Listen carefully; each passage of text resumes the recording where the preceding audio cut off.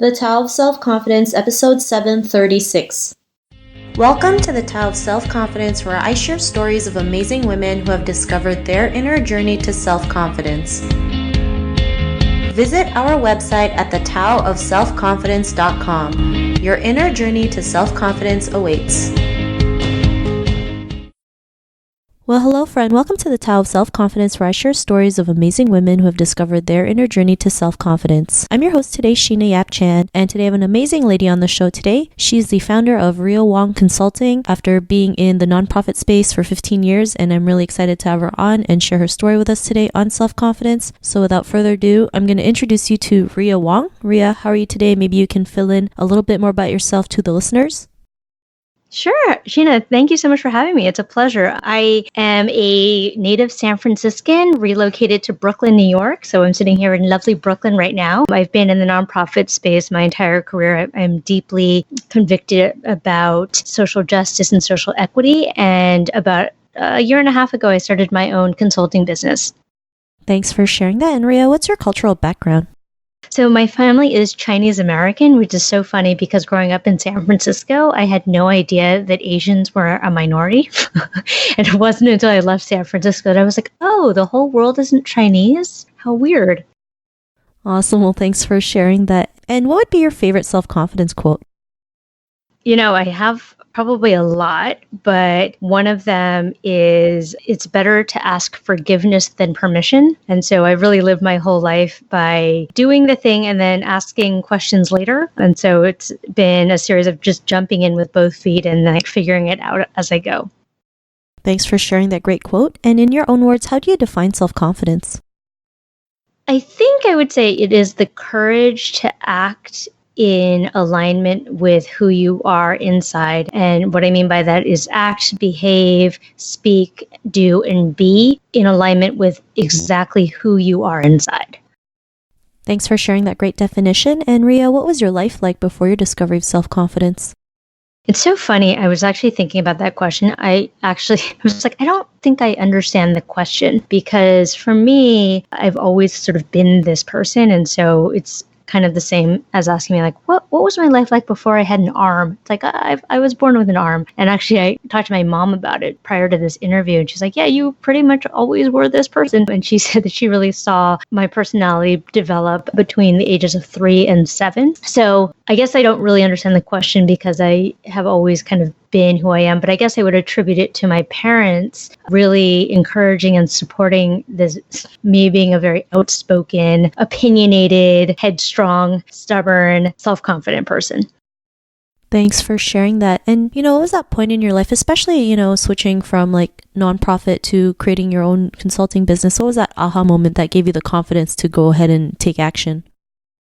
Yeah, it was an interesting question because, again, I had been running a nonprofit for so long that after 12 and a half years, I was really ready for the next thing. And, it's like you have a shadow interest before you actually take the plunge on it. And so I'd spent a lot of time in my nonprofit world reading a lot of books about entrepreneurs and listening to podcasts and watching TED Talks and so on and so forth. So I knew the impulse was always there. And actually what was interesting for me is it sort of happened by accident, which is I joined a small tech firm after I left my nonprofit, and it just didn't work out. It was not a great fit for me. And so I left there without a plan B. And, I have a pretty high risk tolerance, so that didn't freak me out. And it was actually really great for me after I left the tech firm. I gave myself 3 months off. I gave myself a summer vacation for the first time since I was in school. And I took a lot of time to reflect on what it is I wanted to do, what really interested me. And I actually sort of became an accidental consultant, which is that I had a couple of friends running nonprofits and other business things, and they heard that I was available and they asked me to consult on a couple of projects. So it wasn't really ever an intentional move necessarily to have my own company, but it kind of happened organically, and I'm really, really proud and excited about it. And for me, I think the big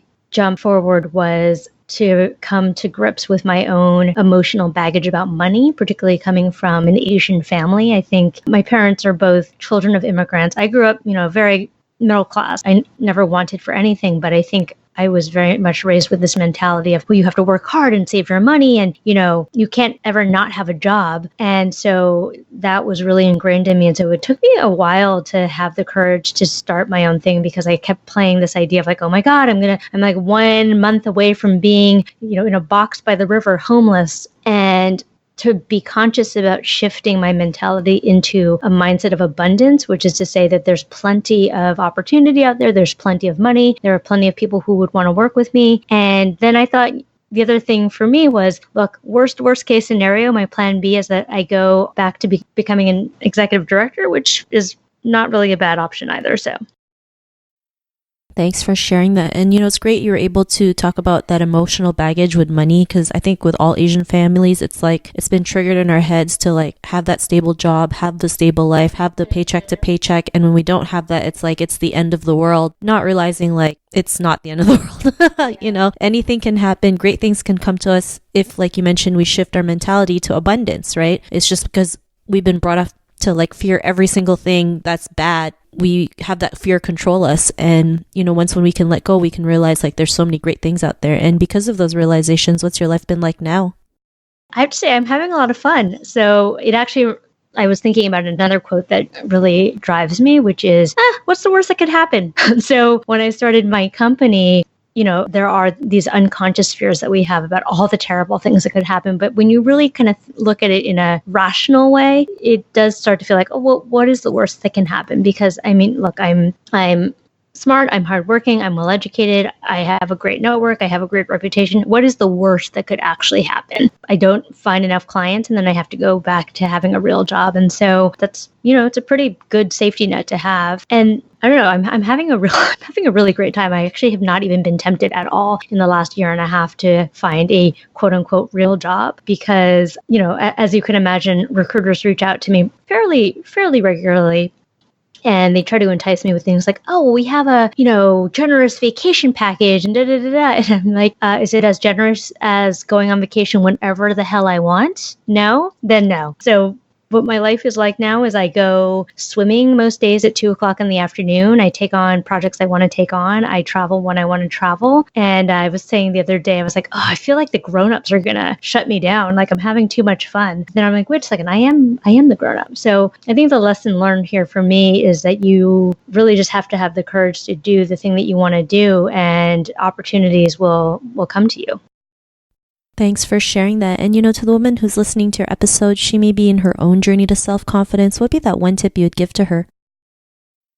So I guess it's an interesting tip. I had a friend of mine on my podcast. So as your listeners might be interested in knowing, I also have a podcast for nonprofit business matters. And I had a friend of mine on who's also Asian American. And she is an executive coach after having been in the nonprofit sector for a really long time. And she says that one of the things that she does is she uses the phrase, so I will. And what that means is that we often get twisted up in our own minds about like, well, I can't do this thing. And then I end up like feeling stuck because of all these things that I've conjured in my mind. And so the phrase, so I will, puts folks in the direction of taking one step forward. And so what I would say to your audience is if you feel like you are stuck, just take one small step forward and then take the next small step forward, because I think so often we get afraid when we think about all of the different possibilities and all of the different things that we might have to do if we change careers or move to a different city or find a new partner or so on and so forth. And the truth is Rome is not built in a day. And you can all start it with one small step. So I will do blank. Thanks for sharing that great tip. And it's so true, a lot of people feel like we have to make big leaps, and that really actually hurts us because we didn't get to, if we don't, attain that big step, then we feel like a failure. But if we take these small actionable steps, that's when we can yield those big results. So thanks for sharing that tip. If I could follow on with that too, I also think that as Asian Americans, we really have to reckon with our emotional baggage around failure, because I know in many Asian families, mine included, the idea of failure is shameful, right? It's something we don't talk about. We hide it, we cover it, it's not acceptable. And instead, if we thought about failure as an opportunity to learn, it's like, okay, well, what's the worst that can happen? This thing is either a great success or I'll learn something. I think it really lowers the bar on being able to try something new, because it's not, I'm going to fail and therefore, I'm inadequate, or I'm not worthy, or the sky's going to fall. Like, most failures are, not that big a deal, and or figure outable, and or you can bounce back and be resilient from it. So I think, again, thinking about like, what's the worst thing that could happen? Thanks for sharing that. And if our listeners wanted to get to know a little bit more about you and what you do, or check out some of your work, is there any links or social media profiles we can connect with? Yeah, definitely. I can share my website with you, Rhea Wong, RHEAWONG.com. And you can find me on all the socials, LinkedIn, Instagram, Facebook, and so forth. Thanks for sharing that. And to our listeners, if you want to connect with Rhea, you can also head on over to thetaoofselfconfidence.com and search for Rhea's name. Her show notes will pop up along with everything else that we talked about. And I really just want to thank Rhea today for taking the time to share her story and tips with us on self-confidence. So thank you so much, Rhea. Thank you, Sheena. It's a pleasure to talk to you. Not a problem. It was really great having you on the show. And to our listeners, be on the lookout for another new episode of another amazing woman's journey to self-confidence. And we'll talk to you soon. Bye for now. Hi there.